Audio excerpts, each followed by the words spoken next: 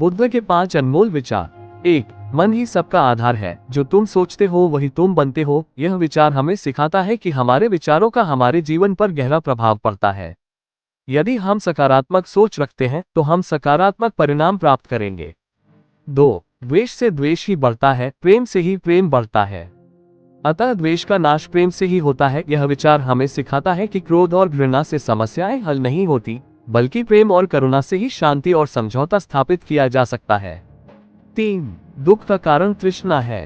तृष्णा का नाश करके ही दुख का नाश किया जा सकता है। यह विचार हमें सिखाता है कि हमारी अतृप्त इच्छाएं और भौतिक सुखों की लालसा ही हमें दुखी बनाती है।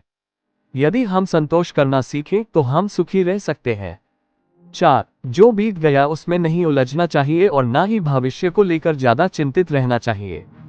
हमें वर्तमान में ही जीना चाहिए, यही खुशी से जीने का रास्ता है। यह विचार हमें सिखाता है कि अतीत और भविष्य पर ध्यान देने के बजाय हमें वर्तमान क्षण पर ध्यान देना चाहिए।